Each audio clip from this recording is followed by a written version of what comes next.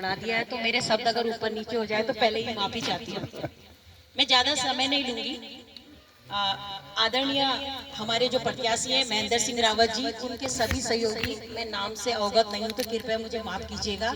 आप सभी सम्मानित सदस्यों का मैं हार्दिक अभिनंदन करते हुए, देखिए मैं गुड़गांव में रहती हूँ, लेकिन मैं ना एक बात आप लोगों को याद दिलाना चाहती हूँ। जैसे भाई साहब ने अभी अपने संघर्ष की बात बताई, जो पुराने लोग हैं और जो नए लोग हैं, मैं सिर्फ एक बात कहना चाहूंगी कि याद करना 2 अक्टूबर 1994 का वो दिन, जब शाम होते होते उत्तराखंड के विशेषकर कोटद्वार में युवाओं की लाश आने लगी थी।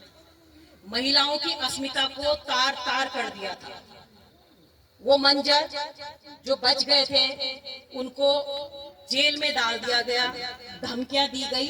हम छोटे छोटे होते थे, हमें भी नहीं पता था कि हमारे भाई की लाश आएगी या वो घर आएंगे। मेरी स्वर्गीय माता जी का चिंता कर करके बहुत बुरा हाल था। तो मैं आज एक बात आप लोगों से पूछना चाहती हूँ कि वो भयानक मंजर देखकर महेंद्र भाई या उनके जितने भी सहयोगी हैं, अगर वो घर बैठ जाते, उस आंदोलन को रोक देते, तो आज क्या आप उत्तराखंडवासी कहलाते? शायद नहीं। आज आप भी यूपी के ही निवासी कहलाते। भाई साहब ने खेत पर्वत की बोली, श्रीयंत्र टापू का मैं तो यशोधर भाई को और राजेश भाई को आज नमन करते हुए कहती हूँ, और आप लोगों से एक निवेदन करती हूँ कि जो समस्याएं वही सॉल्व कर सकता है जो उनको से गुजरता है। भाई ने कहा कि भाई मैं तो सारे कार्यकर्ता दिल से लगे हैं, यही असली कमाई होती है।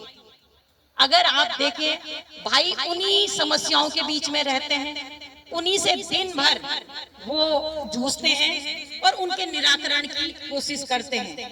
यूकेडी, जब भाई साहब 22 दिन तक, भाई साहब ने एक दिन कम बोला क्योंकि 22वां दिन इनका हॉस्पिटल में था और मैं भी वहीं थी, कर्णाश्रम में बैठे थे, तो भाई साहब ने उस अनशन से, और पूरे यूकेडी जो वहां पे एक एक सदस्य बैठे थे, उनका इतना दम था कि उन्होंने मौजूदा सरकार को झुकाया और आंदोलनकारियों की पेंशन बनाने के लिए जो भी कदम उठाए उसमें सरकार झुक। तो ये वो इंसान है, ये वो यूकेडी देखा जाए तो एक आंदोलनकारियों का समूह है, और इसको राजनीतिक पार्टी नहीं। भाई ने बिल्कुल सही कहा है कि मैं नेता नहीं हूँ, कार्यकर्ता हूँ, क्योंकि मैं तो बच्ची थी, लेकिन मुझे पता है 40 साल में मेरे भाई ने पूरी जवानी अपनी जेल में काटी है।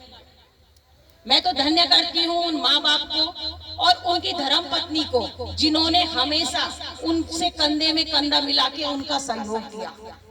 अगर वो दिन रात आपको बिना पावर में रह के आपकी समस्याओं को उजागर कर सकते हैं, अभी तक वो कोर्ट केस में, अगर वो केस में एक डिसीजन ला सकते हैं आंदोलनकारियों के फेवर में, तो अगर आप एक बार उनके हाथ में चाबी देंगे उस सत्ता के पावर की, तो वो कितना आपके लिए काम नहीं करेंगे। बहुत सुंदर। भाई महेंद्र सिंह रावत जिंदाबाद, भाई महेंद्र सिंह रावत जिंदाबाद। जीतेगी भाई, जीतेगी, जीतेगी भाई, जीतेगी, जीतेगी जी। कर तो मेरा तो आप सभी से निवेदन है कि एक बार आप अपने ही बीच के उस सेवक को, जिसने उत्तराखंड राज्य बनाने के लिए अपना सर्वस्व बलिदान किया, एक बात और बता दूं मैं, अगर भाई साहब, मेरे भाई साहब सरकारी नौकरी पे थे, जब ये आंदोलन में गए तो डिपार्टमेंट ने एक चेतावनी दी, या तो आप नौकरी कीजिए या आंदोलन। उसी दिन रिजाइन लेके आए।